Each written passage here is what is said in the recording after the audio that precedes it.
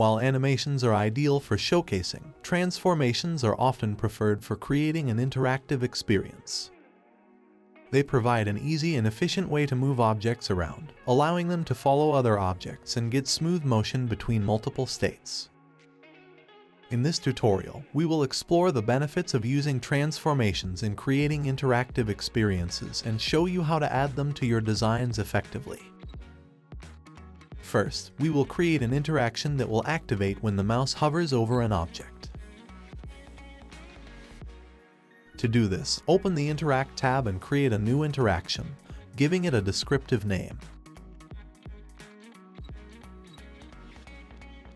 Then, add a trigger by selecting Mouse Enter and delete the existing onLoad trigger. We want to target the attachments separately. Make sure to select each attachment individually. If the attachments were grouped together and you selected the entire group, they would be treated as a single object rather than separate individual attachments. Add the current selection as a target and rename it. Next, create a new transformation by selecting Transformation from the Actions menu. The object is used to indicate the specific object that will be transformed. The original position of the object in design mode is referred to as the base state. In order to relocate the object to a different position, it is necessary to generate a new transformation. Click the plus icon to add a new transformation and rename it. You have the ability to modify the target's offset, which includes position, rotation, and scale. We want the attachment to move upward and rotate slightly.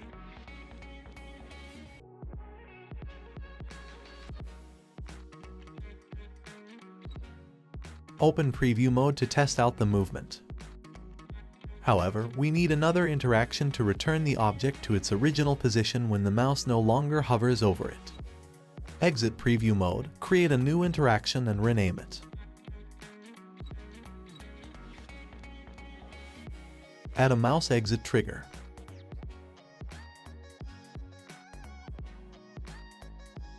From the Target drop-down menu, choose the previously created selection.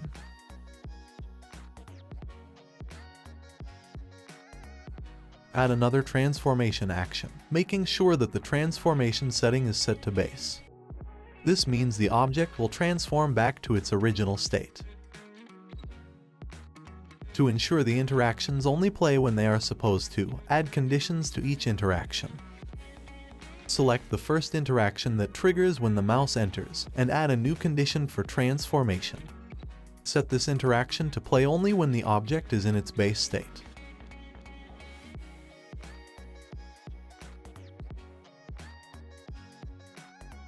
For the second interaction, add a new condition for hover transformation and set it to active, indicating that the hover animation needs to be active for the transformation to play.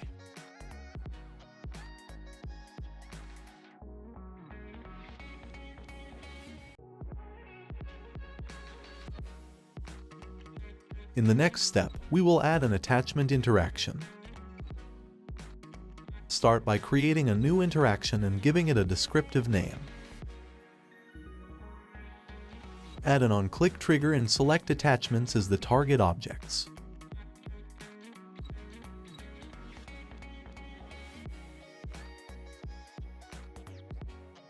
Next, add a new transformation action and create a new transformation and rename it.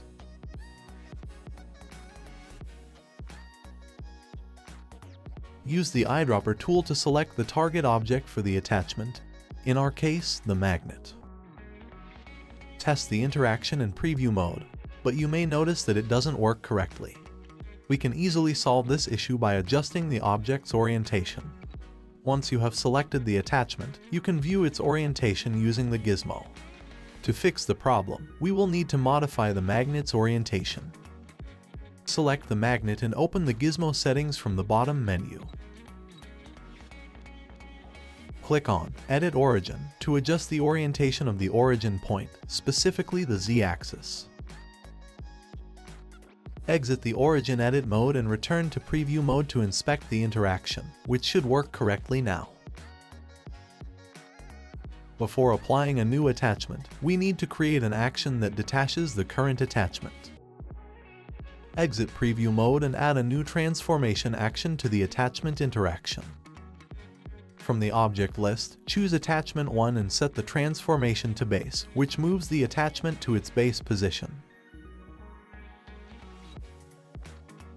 Drag this action above the attached transformation in the hierarchy since actions play from top to bottom. Repeat this step for the other two attachments.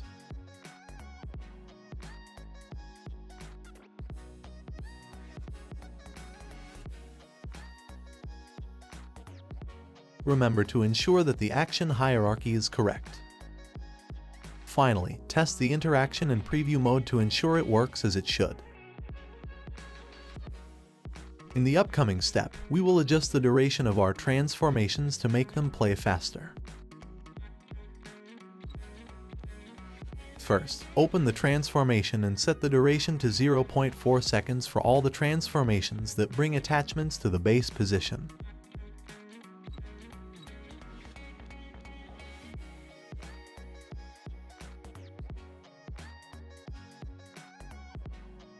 Next, set the attached transformation duration to 0.8 seconds. Test it in preview mode.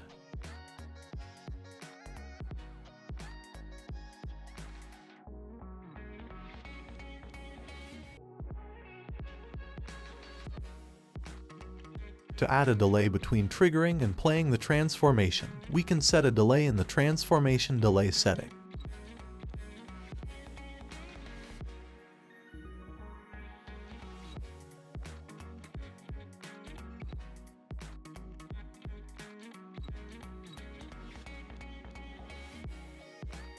For this tutorial, we won't need a delay, so we can change it back to 0 seconds.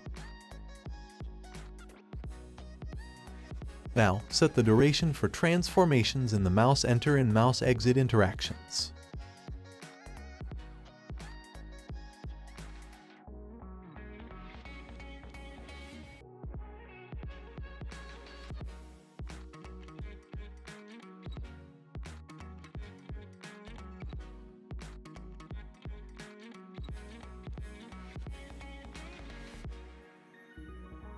Let's create a detach interaction.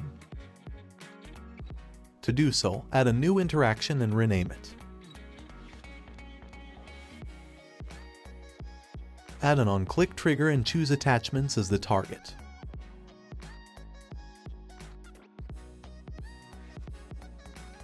Then, add a new action transformation and make sure to set the object self to base in the settings.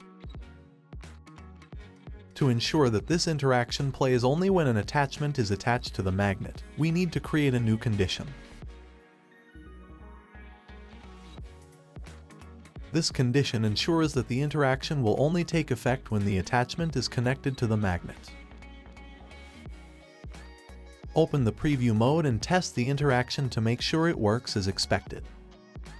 The transformations are done and the project finished. Even if the process might seem complicated at first, there is a simple logic to the process. The effort is worth it. Transformations are a great way to explain modularity and function of any design. Thanks for watching and feel free to leave any questions in the comments.